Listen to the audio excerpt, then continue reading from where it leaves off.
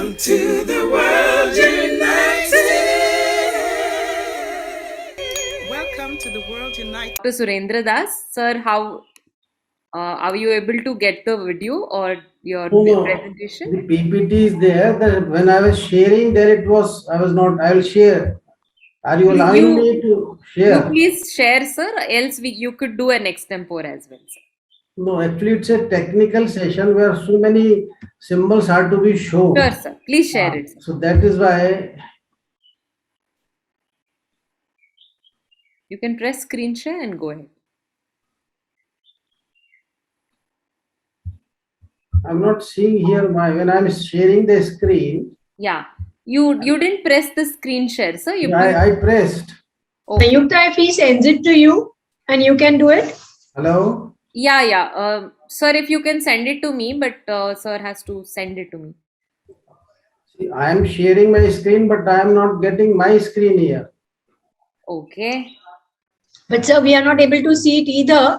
I Yeah. think it would be best for him to mail it to you and you do the this, Yeah. Sayukta, the technical. Yeah. Sir, I think it's sharing now. Yeah, good. Okay, all right. Right, sir. Please go All ahead. right, fine. Please go ahead. Yes.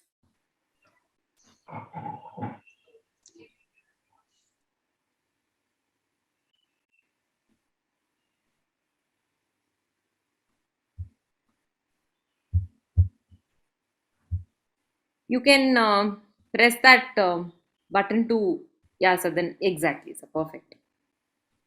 Thank you. Okay, good evening, one and all who are there. Sorry for the delay due to the technical reason. When we are talking in terms of the transformation of light through symbols, we must remember one very, very important thing, that in the ancient, remote past, symbols had played a very, very important role. Now, when we are a part of the digital population, where you will find that every icon is indicating some kind of a human feelings, and without using the icons, I think our digital communication is meaningless.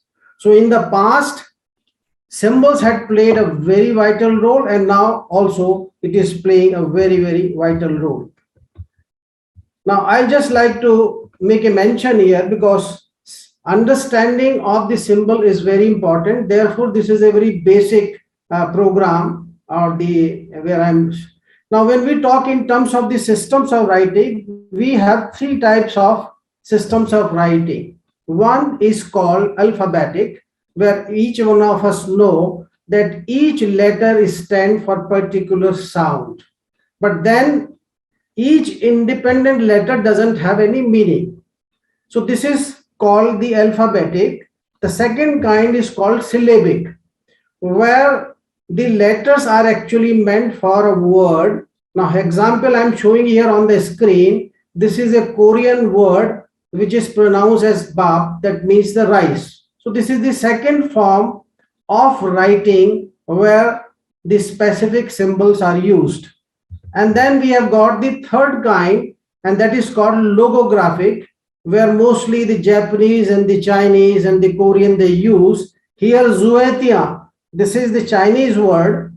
If you can look at it here, this is a logographic language. So here the particular symbols have been used. The characters are used in Japanese and the Chinese.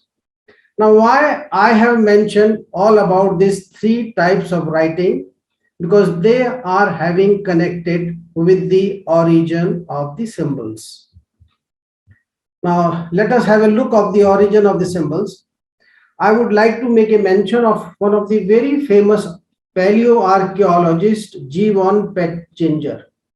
What she did, she had surveyed almost all the ice age caves in the entire Europe. She had gone from one cave to another, and then she prepared a catalog. An interesting thing which had come to the notice about the catalog, that they belong to 22,000 to 40,000 years before. different time period, different age, but the symbols those primitive people use, they were very, very common, and it was a very, very astonishing finding. Let us look at. This is one of the cave where you can see the drawing on the rock. You can get a particular idea what kind of symbol is here. This is the second cave, and here you can see how the people who lived 22,000 years to 40,000 years before, they were making these symbols, these drawings on the rock. This is the another picture which is shared actually by G. Von Pettinger, the paleoarchaeologist. This is the another picture. Now we come to what exactly conclusion she had, that after studying, surveying, personally visiting all these different caves, that she concluded that almost all the caves had the common symbols, and they were 32 in numbers. Either they were triangle, they were spiral, they were asterisk, they were dots, and so on. So let us look at what are those 32 common symbols which G. Von Pettinger discovered after examining these various caves. I think this is very, very clear to all of you that they are the 32 geometric signs and the symbols of the Ice Age group. Don't you think it's a very, very surprising thing that the people whom we call the primitive people, prehistoric time, and they were drawing these symbols on the cave? It means there was some kind of a communication where the geometric shapes played a very, very important role.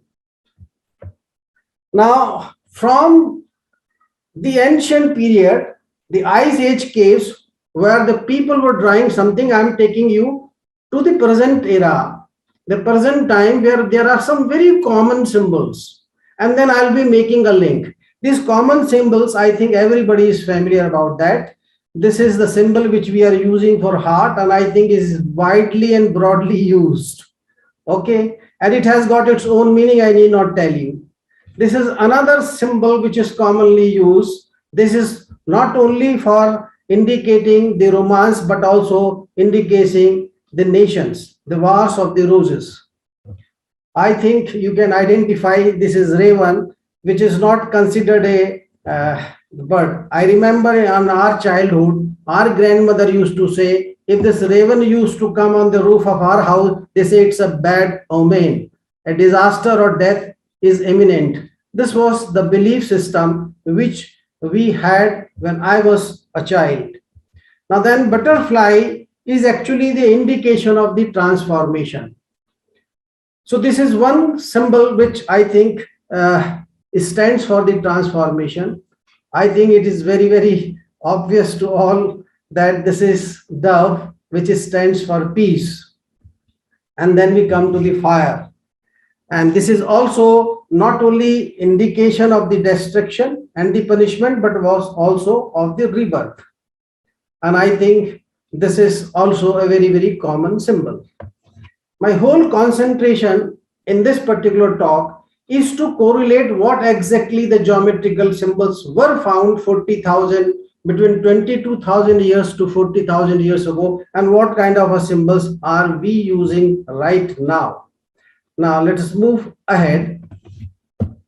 Now I'll also relate here some of the symbols or some of the images which we normally see in our dreams. So Carl Jung, I think you must have heard, a very famous psychologist. He was also a very famous spiritual a combination of the psychology and the spirituality. Now he has presented some analysis which are the common analysis of the dream symbols. Now when we see babies, babies are indicating something in our dreams, and literal desire to produce offering or your own vulnerability or to feel loved. I think this is indication when either we feel ourselves the longingness to become a child, or then this is a desire for having the child. Then this is one common thing which we find in our dreams, that we are being changed by something very invisible and unknown things.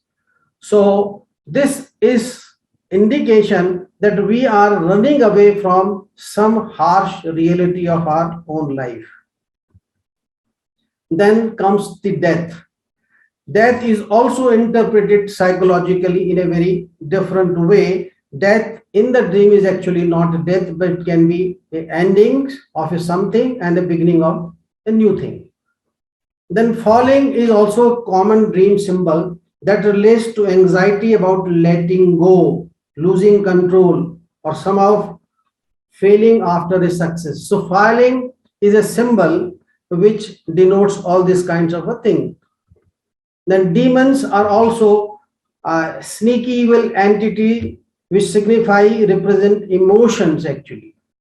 You may secretly feel the need to change your behaviors for the better.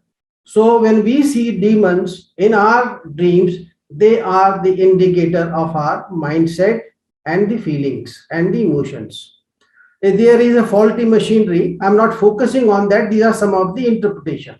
Now we come to the main part of our talk here. The secret. What is the secret power behind symbols? If we just look at it.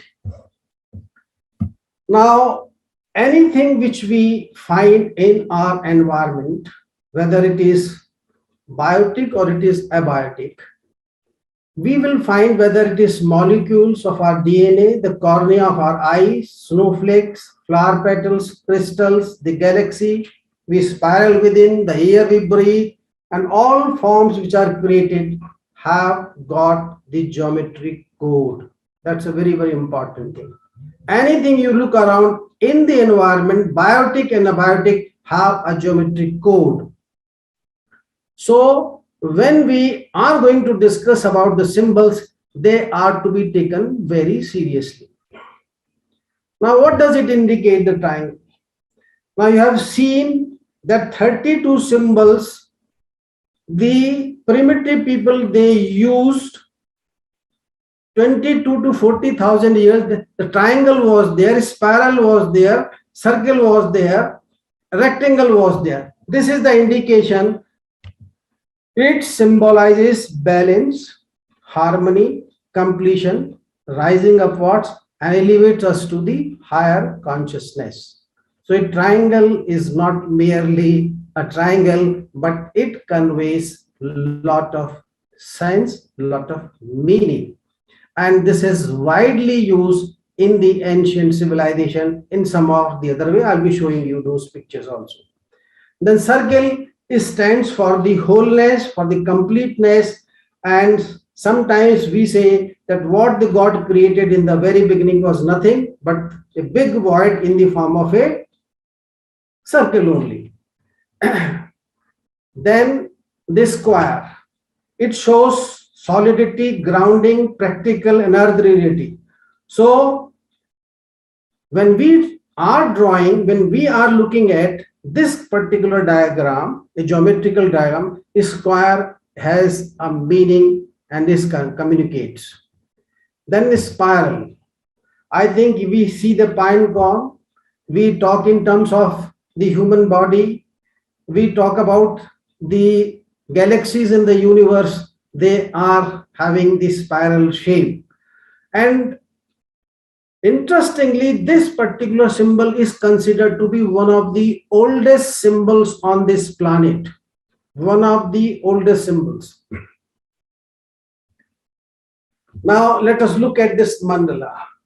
This mandala is a beautiful design where you can find almost everything. The circles are there, spirals are there, triangles are there, and many other things are there. In our Indian civilization, in our culture, and in the philosophical thoughts, the mandala has a specific meaning. Now let us see what exactly mandala means here. In New Age, the mandala is a diagram chart, a geometric pattern that represents the cosmos, metaphysically or symbolically. So you will find that in this mandala, there is everything, a structure of life, a cosmic diagram. Mandala is not a mandala, but is a cosmic diagram. You must know how to read the meaning of the particular this diagram. Now we'll come to the scientific interpretation of the cosmos. According to two great physicists, A. Garrett Leasey and James Owen, in 2007, they published the most amazing scientific paper expounding deep down the particles and the forces of the universe. There is a manifestation of exquisite geometry. Anything in the universe has, if we talk what is fundamentally the design, then we'll find that it is basically a geometry. So the whole universe is nothing, but it is the geometry. Once the Galileo has said about the geometry, that the God has designed this universe with the help of the geometry, and geometry are the letters with which the God Almighty designed the entire universe. Now, we move further to understand what exactly are the symbols, and then we shall see that how the symbols are useful and what kind of a role they play in our life. Now, Rupert Sheldrake, a very famous biologist from England, he pointed out that there pre-exists a master web meta pattern. In simple words, we can call it that it is a cosmic mind which is existing in the universe, and from there we are drawing the ideas. Almost all the ideas are drawn from there, and whatever we are doing, thinking, writing, speaking, that is also stored there. So there, a biggest master web meta pattern is there, which has the resources, and it also stores the new ideas, new thoughts, new inventions, new researches. So what fundamentally a symbol is? Now we come to the most important definition of the symbol. Symbol, therefore, is the outward visible sign of inner energy, the inner reality, the inner world, which exists in the cosmic mind, that is called morphogenetic field. So a symbol is not a simple diagram, it is not a simple shape or a form, but it is conveying not only the meaning, but it is also carrying the energy. Patanjali has beautifully summed up what exactly the symbol is. Maharshi Patanjali, the best and the most beautiful definition of the symbol. According to Maharshi, a symbol is a subjective mental energy which becomes a symbol of inner reality when it takes the form, figure, and shape, and energy starts flowing through it. So symbols are conveying feelings, symbols are conveying thoughts, and more importantly, symbols are conveying, carrying, radiating energy. This is what exactly is the whole focus when we are talking about the pranic symbology. Let us move. Now I'll be showing you some of the universally recognized symbols and their meaning. Let us go very quickly about that so that you can know why I was requiring this particular PPT. Now I think Ankh, everybody, those who are connected or those who study symbols, is these Egyptian symbols which represent internal life and provides magical protection. You will find in the Europe, most of the jewelry, the ladies' jewelry, they have got using as a pendant. So this is now there in the market as a pendant. So Ankh is an Egyptian symbol which represent eternal life and provide magical protection. This is Bagua, balance in all relationship. This is a part of the Feng Shui symbol, and each position represent a specific life correlation of health of the individual and the whole. This is the feminine wisdom eye of the Buddha. This has got its particular meaning. The third eye represent the spiritual awakening. Sanskrit symbol, if you see, there is a Sanskrit symbol just below it. The eyes, it is also showing a unity in almost all the things.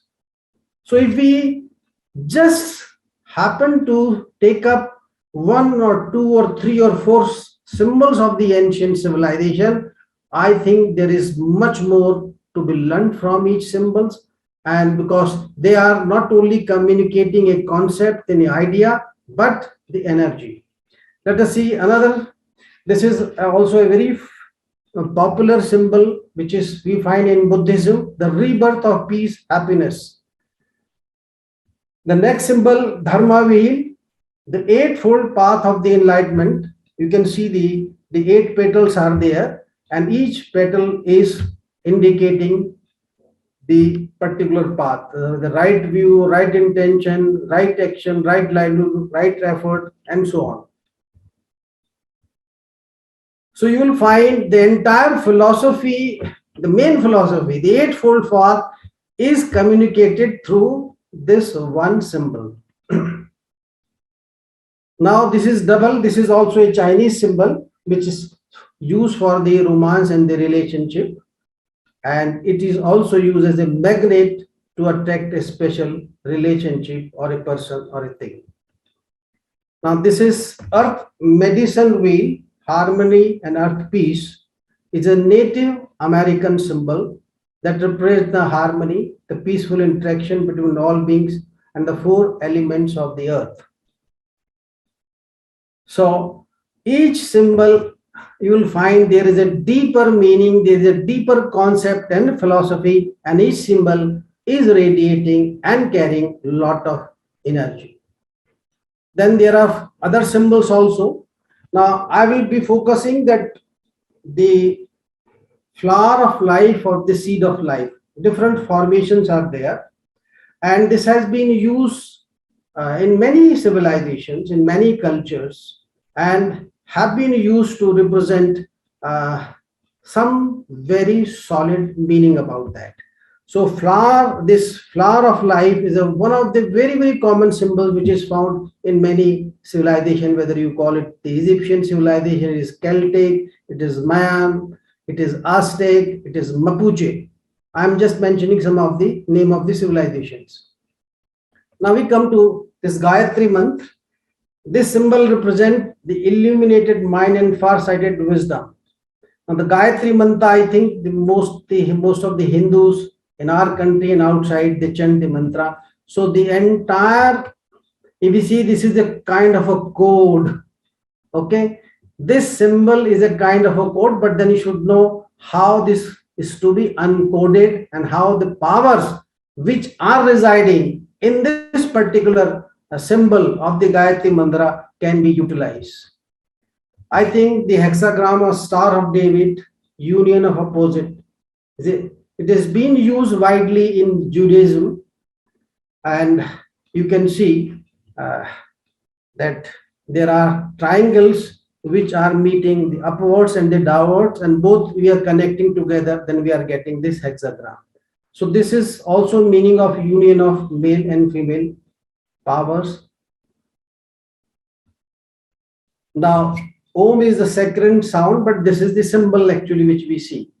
Now here, more important thing I like to say, that mantra, we have got the Bij mantras, and Bij mantra become very, very powerful if you keep on chanting thousands times, millions of times, and more than millions of times.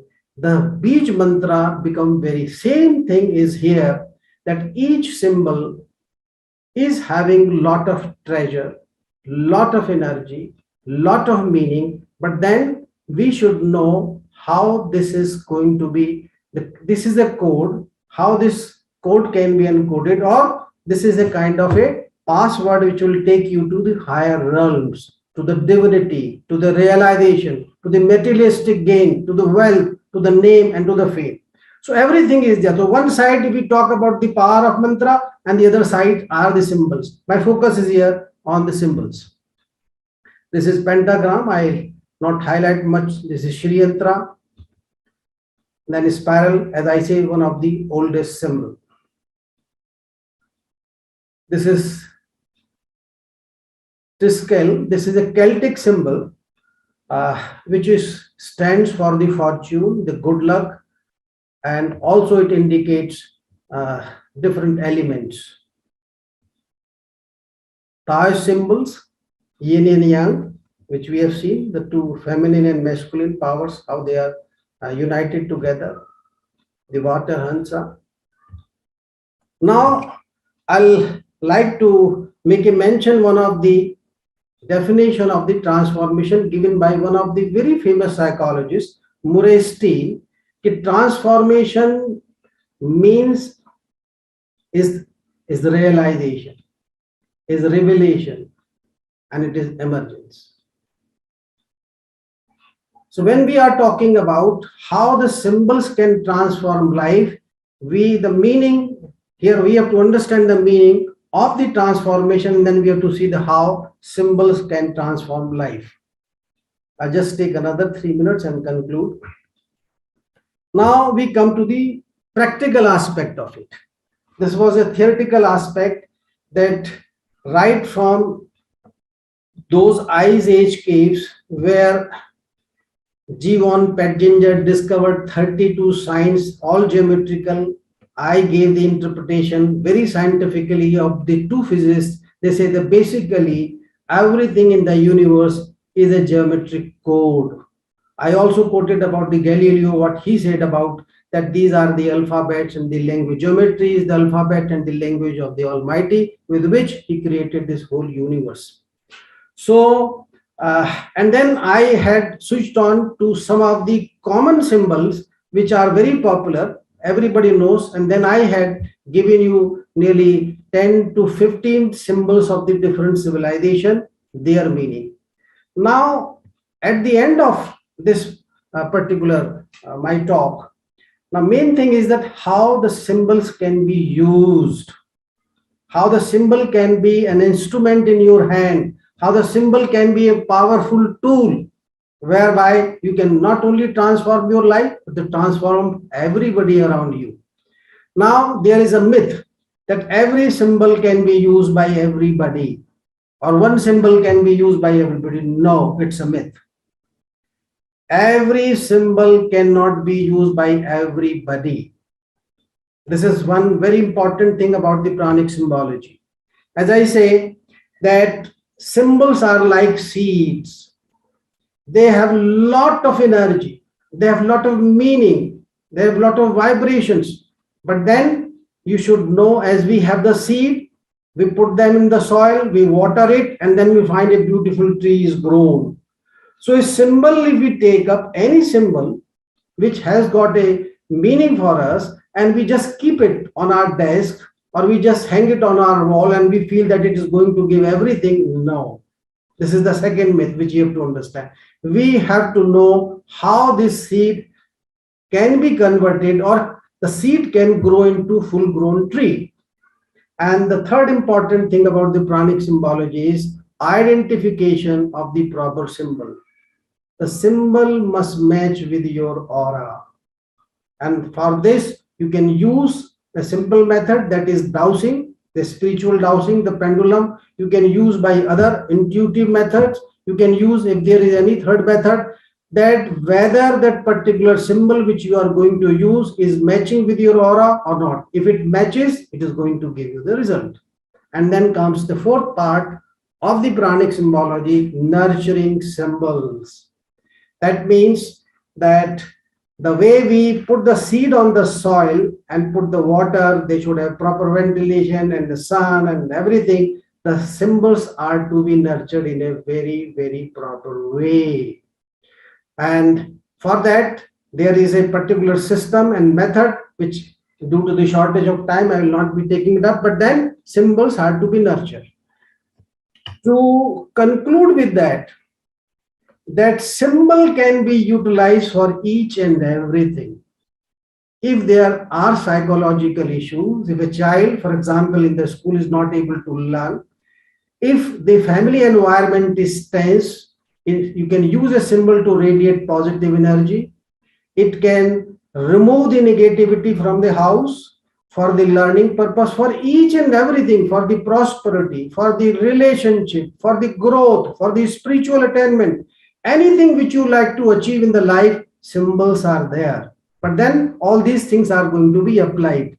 So if you are using the best symbol at your desktop, your office, your drawing room, in the office, in the schools, or any workplace, these symbols are really going to radiate the positive energy. They are energizing you, and you can use for the safety purpose, you can use them for the protection purpose. As mantras are used for the materialistic prosperity and the spiritual upliftment, and for all kind of a thing, in the same way the symbols are having lot of potential, lot of power, lot of energy, and we must know that how the symbols can be used for our personal life, for personal growth, and for the growth of the society, and ultimately the growth of the country. Thank you. Thank you so much, Mr. Surendra Das. Lots of clarity on symbols, things that we see on a day-to-day basis, but we don't know the value and importance of that. Thanks for your amazing inputs. And I'm sure we have a lot of questions coming up in the panel discussion, so please stay tuned. So now we will move on to our next speaker. Yeah, so our next speaker for today is Miss Mamta. Madam, could you kindly put your video on? Miss Mamta. Thank you. So